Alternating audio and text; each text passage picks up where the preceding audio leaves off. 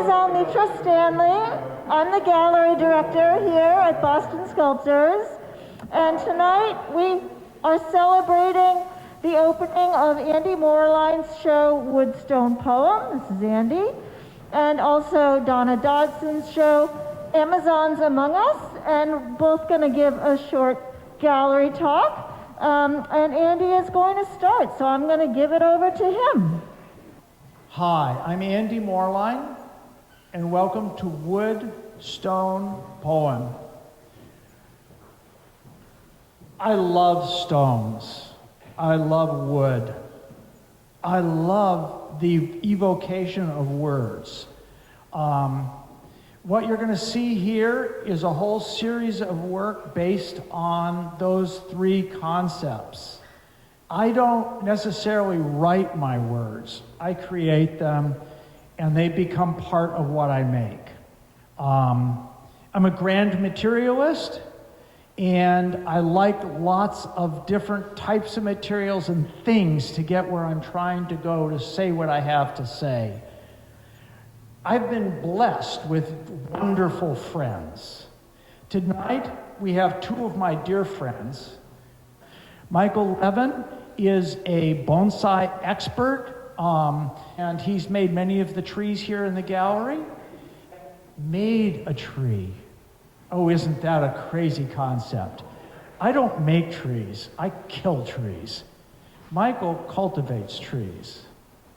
Mary, the painter, and we'll talk about her work, similarly looks at the animate world and creates it into an object of great spiritual resonance. And that's the reason that I've invited them both to come in here, because I think that they add texture and content to what I have to say. Michael, would you like to talk about what you do? Let me hand over the microphone. Why don't you show us one of your pieces? Show you one of my pieces. Okay. This piece is very complex. That's why I call it complex. It's a funny piece because it's made from a single piece of wood, originally, this hat. And it was a disc of end grain of locust that someone had given me. And when I cut it open, I got this piece and the little piece over there next to Mr. Springer. Could you point at that white piece right there? Yes. So those two pieces came out of this piece of wood. It was really quite exciting. But this piece is complex for a very special reason. Could you hold this for me, Michael?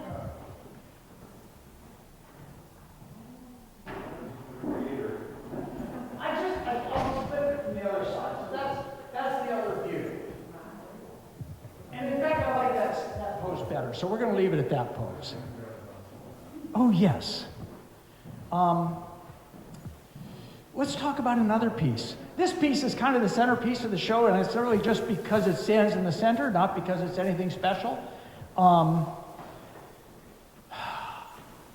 wanted the idea of this levitation, this lightness and risk. So there was a little bit of that put into this piece, but when I was young, they said that travel to the moon, the biggest problem with travel to outer space was water. And if they squeezed a rock, they could get water out of it, or they could extract it somehow. Well, now they've learned that they can just, like reverse osmosis and get all the water they need. Just take it and drink it, and then drink it again, and then drink it again. So they don't really need the water, but the idea that rocks had water in them was really bizarre when I was a little kid. And rocks have spirit. And rocks, when you put them under pressure, not only have water, but they become diamonds. So this piece is about, can we somehow extract from a stone the intelligence to last for generations, to last longer than we're going to, if we don't somehow correct ourselves or reorient ourselves. So you said that this is the center of the exhibition, but only literally, not that you wanted to make it really central. But is this whole thing one piece? Is this all? It looks like it goes very well. It looks like it flows. From that piece down there. It's just not all connected. So I just wanted to confirm. It's one piece. It's one piece. No, no, no. It's one piece that's made of several pieces. So, for example, if someone wanted to just have a singular piece, I build the piece as a whole conglomerate, but I also understand that in life there's many parts to things, and if we all go together sometimes, and sometimes we stand more independently. There's a squeeze here of this extracting of the essence of a stone. Michael, please say for plasticity. I'm not used to speaking into microphones. This is a very odd invitation from Andy, and I appreciate this invitation, but to give a talk, and I wonder if Mary feels the same way, you know, as an artist who's separated from their art.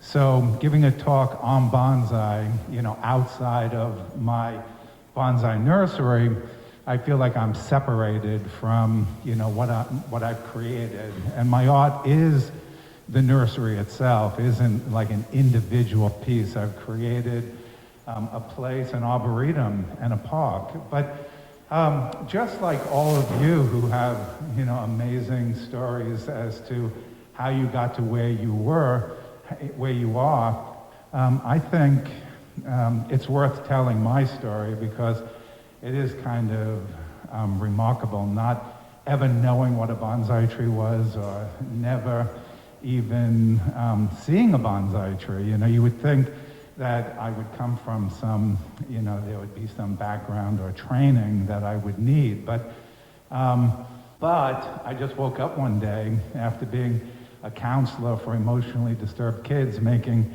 $5 an hour in a Newton halfway house, and said, you know, I got 2 kids myself, I need to do something with my life. And I was actually selling some wholesale plants for my brother-in-law.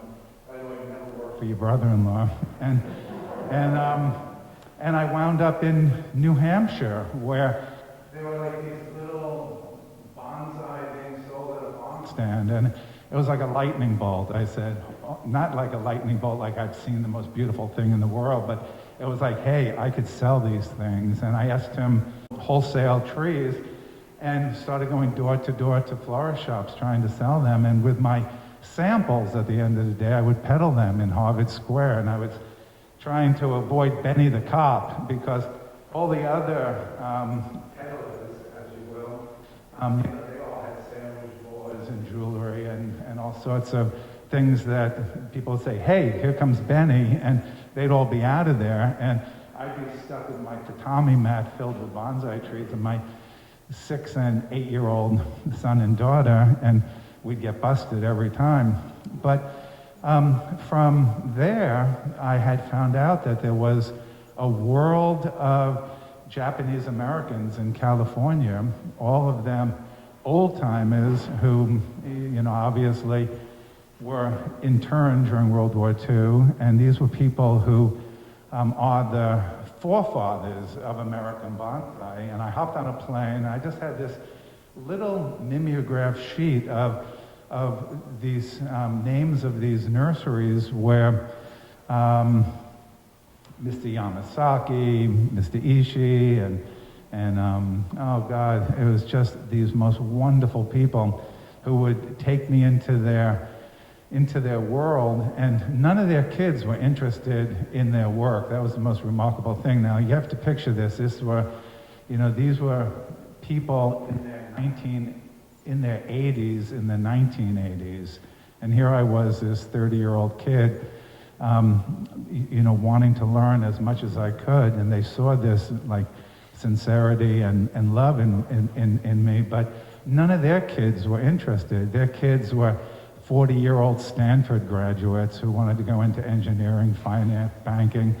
These were second-generation Japanese who were embarrassed by their parents tinkering. They just, like, they would say things to me like, you like, you know, my dad's work, or you think these are really nice trees? Now, the trees we're talking about were trees that were started in the 1950s, right after World War II, when Mr. Yamasaki, who got out of internment obviously right after World War II, they burnt his house down. His neighbors burnt his house down as his homecoming, reward. And there was a huge prejudice that we might find hard to imagine, although not so in today's climate, but huge prejudice against the Japanese even after they got out of internment. And so many of these people who became my mentors and suppliers and friends,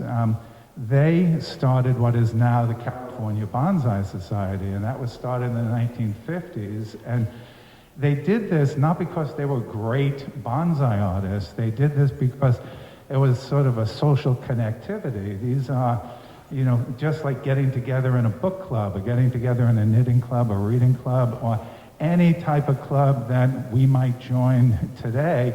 They got together and did their bonsai. And one by one, they introduced me to their friends and took me around, and I wound up buying many of their trees, and in most cases, the trees that I bought were gifts because it was just crazy. I go, Mr. Yamasaki, how much is that tree? And he would go, I don't know, what do you think? And we would negotiate prices that, I would wind up having to offer more because they wanted to give it to me for less.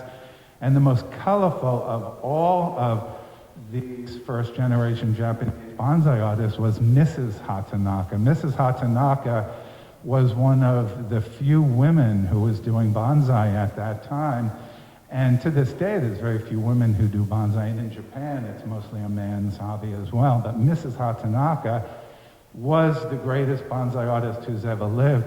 And all these guys, I would show up, I'd go like door to door, and I'd have like a rented truck, and I would have different people's trees with me, and all these old Japanese men would like be looking at Mrs. Hatanaka's trees, and they'd know it's Mrs. Hatanaka because her signature was unmistakable. In bonsai, the proportions, like in any art form, are very important, and you have trunk to height ratios and all sorts of proportions as to where the branches should be. But so in traditional bonsai, there's a certain height to width ratio, but Mrs. Hatanaka, her trees were always wide and much wider than anything you'd see traditionally. So these old-timers would see me show up with Mrs. Hatanaka's trees, and they would never dare visit Mrs. Hatanaka because they were such vicious competitors. And they go, oh, look at that, and feel the soil, and smell the soil, and just like, oh, and Mrs. Hatanaka, they would always say, oh, Mrs. Hatanaka, she talk all the time. But they were so jealous. And I would go visit Mrs. Hatanaka, and she would make me, she would break me. She was such a good businesswoman. How much is that, Mrs. Hatanaka? She'd go, oh, I don't know, Michael-san, what do you think? And I'd go, oh, I don't know, Mrs. Hatanaka. And I'd be dying in the Los Angeles desert without any water. They wouldn't offer me any water or anything until finally I'd say $500, and Mrs. Hatanaka would whack me on the back, and she would say, okay, Michael-san, and then out would come the sushi and this little golf cart that they had from the 1950s, which was like, like it was a golf cart converted into nursery cart, and they'd fill it with sushi and food, and Ms. Hatanaka loved me, and I have such a great affection for her, and my only regret in my life of bonsai is that I never took photographs of any of these families, and I never wrote the book that would memorialize who were our great forefathers of bonsai. And what's interesting is the trees that I purchased from these families in the 1980s were all started in the 1950s. And I would think, God, how could anybody sell me a tree that's 35 years old at that time, not knowing that I would still have these trees, like Shin knows with his business as well. And I'd love to hear your story someday. That I would have these trees for another 40 years. Who could imagine that? And who could imagine that in 40 years from now, somebody will be talking about this Michael Levin from Littleton, who bought these trees from the old timers in California, and that 40 more years will go by, and that I'll only be a memory, and that my trees will, and not just my trees, but these trees have a spirit of their own and a life force of their own that will go on and outlast me. And this idea of passing trees down from generation to generation, when you're young, that's such a sort of Japanesey mystique of a thing, you know? It's like you think, oh yeah, that's kind of cool. The Japanese pass their trees down from generation to generation because they have trees that have been passed down for 5 generations. In this country, I'm talking about trees that have only been passed down from the first generation to me as the second generation. And when I sell you a tree, you're the 3rd generation to purchase this tree. But to think that this has been going on for hundreds and hundreds of years, and you reach a certain age and you realize this isn't unusual at all. Like, we're going to be passing everything down at some point, including, you know, your living room couch. So this idea of passing trees down is not unusual. However, what is unusual is that these trees are living, that they're dependent completely on you to keep them alive. Andy asked me a question of how bonsai compares to other art forms. Do you want me to wait before I answer that? Because I never think of, to a fault, I don't really think of myself as an artist. It turns out I am, but I don't think of myself as one. And I think of myself more as a custodian of these trees and a curator of this amazing garden and a person who is connected to my trees, you know, but I don't think of myself specifically as an artist. And although I can tell you that, you know, bonsai is the greatest art form the world has ever seen, you know, why would you take my word for that? But I was thinking, I wasn't even necessarily going to, I actually dreaded that question, and I wasn't even going to necessarily answer it. I was going to sidestep it. But I started thinking, when Andy asked, how would you compare bonsai to other art forms, I started thinking, well, what is art? Like, if it's most similar to farming, then is farming an art? You know, why is it that art is, you know, sort of, you know, restricted to, you know, what we think of as art in a gallery? But then I started thinking, well, of course, it's much more like sculpture than any other art form, in that you start with a big tree and you sort of, well, you can start with a little tree and grow it, but you're always taking away, you're always creating something from something that is bigger. But then I started realizing that, hey, but how could you compare this to sculpture? Because branches die. These trees live for generations, and the trees that I bought from Mr. and Mrs. Hatanaka, where I've lost the whole lower limb and I've carved them into only little memories of where those branches used to be, it would be like all of a sudden, you know, this sculpture falling off the shelf and breaking and then still displaying it. So it's more like sculpture, except that it's so much more because it's so seasonal, and that your responsibility as the caretaker is keeping this thing, this bloody thing alive. So it's more like sculpture than any other art form. However, I see it like dance, and I also see it like music. And when I look at my garden, I don't look at my individual sculptures, individual trees, as beings. They're just little beings. But I wonder, even in a gallery like this, if we're trained to look at the individual work or the whole display of trees as a symphony of performance. And so when I look at my trees, they're performing for me, and they're either dancing or singing, and sometimes they don't want to be looked at all, and they're just invisible, and they're just kind of hiding in the corner. So I wanted to share that with you. I want to hand the mic back to Mary, and if there's time at some point, I can talk to you a little bit about the few trees that I did bring here for the exhibit as well. Thank you, Michael. I guess I can create a little segue there. I'm Mary Graham, and I met Michael because I've been growing bonsai for about 25 years. And I've been an admirer of bonsai since I was maybe 10 or 12 years old when I saw them at the Brooklyn Botanic Garden.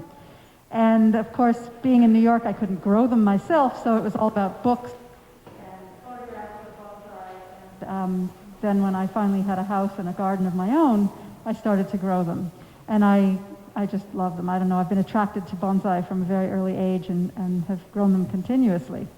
Yeah, so I'm a painter, and I did the painting there on the wall back there when Andy invited me to do a painting for this show. Andy and I did a show together maybe two and a half years ago that was called Absence and Presence, and that my work is really involved with absence and presence in terms of the two different directions that you can take with a landscape painting. And one being one of presence, where things are very clearly defined in the painting, sort of the Western tradition, although there's also a tradition in China of the same sort of very specific representations of landscape. And then the absence represents the emptiness, the absence, the Tao, the Qi, the mist and fog and cloud, which is an aspect of painting that attracts me very much. So the painting that I did for this show, specifically, I used a stone as the background. It looks like a mountain range behind the trees, but it's actually a painting of a piece of marble. These were admired in stone appreciation in China, sometimes called Dali dreamstones, and they are slices of marble that have very specific and beautiful grain patterns in them.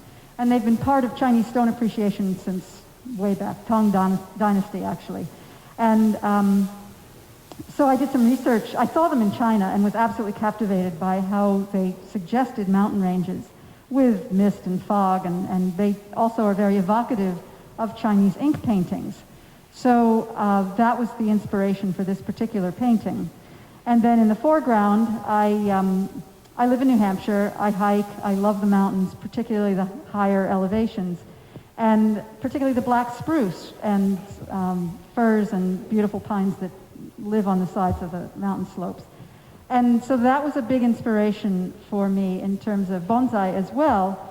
I love to study the trees and how they have been affected by wind and weather and circumstances and some very harsh conditions, which shapes them and creates beautiful forms with them, which to me are very evocative of bonsai also.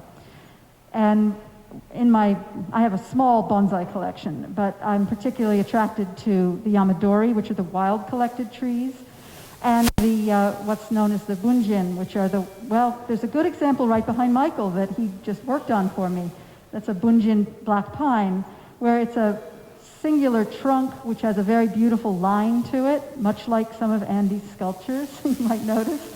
But it's a living thing, and it has, it will change and grow throughout time, which to me is one of the things that really I think is very special about bonsai, and that they're not static, and that is also something that I feel is important in any art. My art changes, Andy's art changes, and the bonsai change in time. It's an interactive collaboration with nature. So I go up in the mountains, I sketch trees, I draw them, I paint them, and to me it's all one thing. I really enjoy and appreciate the particularly silhouetted trees, very much like bonsai. So I'm looking in nature for beautiful forms as well, such as this one. This might get in a painting someday, who knows? But so I don't know, is there anything more to say? I'll maybe hand it back to you, Andy, and you can tell us more about your work. I think we've talked enough. Thank you very much. Concurrently with my solo show here at Boston Sculptors Gallery at 486 Harrison Avenue in Boston, Massachusetts, Donna Dodson has a show. Donna Dodson is someone I've admired for a very long time, and I will continue to admire, I think, the rest of my life. Thank you for that introduction. So we're going to go around the corner and look at Amazon's Among Us, my solo show. And not really a solo show because I have lots of collaborators in this show. And two of our guest artists are here tonight, Cledia Spear and Trina Baker. So I'll let everyone kind of get over here and settle. Feel free to drag your chair with you and get comfortable. Oh yeah. And so this show is called Amazon's Among Us. I had the idea of recasting the Dirge Four Horsemen of the Apocalypse, Amazon warriors. Kind of thinking about, they were sort of these allegorical figures representing, you know, death, famine, war, and disease. And I felt like, I was even thinking of this before this year, but especially during this year of COVID and election and all the racial tensions and environmental issues, that I felt like we needed these heroines this year. And so I made them. I carved pretty much from log. My sculptures, you can watch, there's a time lapse on the wall back here of one of the sculptures, literally going from a log to a sculpture. So you can see the process. Also in this show, I have invited Trina Baker and Cledia Spiro, and also Melchior Hall has written responsive poems to 4 of my sculptures. So this is a really group effort, and it's important to me to create a community around my work. And so I'm going to invite Trina Baker. How about your work, or about collaborating? So I want to talk, I guess, a little bit on an animator. And so these are my drawings and animation of Donna's alpha female. And the animation comes up after the time lapse. So, but with the drawings, what I do when I animate is I will perform the animation, or perform the action first in order to get the idea of where the weight is, and then I draw my video of me. So these are my drawings of me spinning around. The animations, when Donna said that it's Amazon's Among Us, the first Amazon I thought of was Wonder Woman, who, when I was a kid, was really inspiring to me. I thought, you know, this is exactly, I want to grow up and I want to be that person that's going to be strong and strong-willed and go do things and do the right thing and do better for this world. And it was between the Amazons, and my other big role models were Charlie's Angels. So, so this was an excellent opportunity for me. So thank you so much. Oh, the words in the background come from the poems and the meaning for the Athena symbol, the tattoo on her leg. So.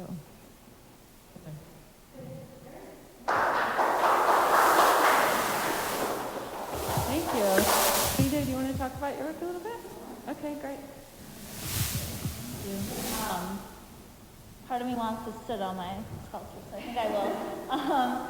So thank you, Donna. I cannot thank you and Trina and Melchior enough for being part of the show. I agree, it's been such an incredible opportunity to collaborate once again with Donna, but also with these other incredible artists that our paths would have never crossed otherwise. And it's just so amazing to hear your story, Trina, and you know, the words of Melchior have really touched me. When Donna first approached me about this work, she mentioned Amazons, and I immediately knew exactly what I was going to base this work on. I didn't even have to think about saying yes to the show, because Xena, the warrior princess, actually had a big impact on my life. I just used to watch it as a kid all the time, and I think just subconsciously it made me want to, repurpose the meaning of a superhero, especially in contemporary society, because I often think that We are we are put in these boxes as women of what we're supposed to be and all the categories that we're supposed to satisfy, including, for instance, like motherhood and now being like a successful, entrepreneur or any, a successful, professional, and this like these sort of so we have to fit these molds, and I think that there's like we've gone pretty far with feminism, and I think we can go a lot further. And that's what this work is really about is, this wearable sculpture is called Can Women Really Be Superheroes? And it's sort of like an ode to the past superheroes of how we understand them and Amazon in actual historical reality and today's world. And I think that often these expectations on ourselves, we put that weight on ourselves. So being able to liberate ourselves is a lot of unpeeling of who we are. And that's what like this video is called, No More Nice Guy. And there's actually original music composed by Oli. She's out in California. So there's headphones in this box, and you can listen to the audio, which is what the video is composed to. And in addition, there's video inside this metal crate that's supposed to be kind of like a well, and they're a 2-channel video, so they are timed together. And so hopefully we'll get to the part where I'm finally letting go of the chains, and they're dropping in the water, and you'll see like my reflection from underneath actually dropping this weight. And again, like the metaphor that sometimes we have this weight that we really can take it upon ourselves to take off, but just seems impossible. But it's not, and I think that, again, like there's work to be done, but I think that we've come a long way. And even with, for instance, like women and equal pay, those things I think are still an important part of the discussion. And actually, Oli, the lyrics to the song, she mentions somewhere, like, regarding all of these issues with women. So if you have a chance, like, please listen to the lyrics, because they're a really important part of this piece. And like this is really meant for you to like spend time with it. You can put your hands on it just so you know in the future it's not like a box that you can't. It's meant to house this video. This piece is sort of like I call it like one of my paintbrushes. I used to like oil painting was my first language, if you will, and it comes a lot into my work, and it's going to be a part of both my performances for this show. One is called I Should Have Stuck to Ballet. It's this Friday at 8 p.m. with Janelle Gilchrist and her dance troupe, which is ballet dancers.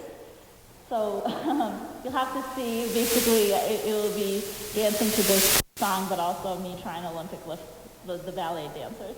And then She's a Beast will be June 4th at 8 p.m.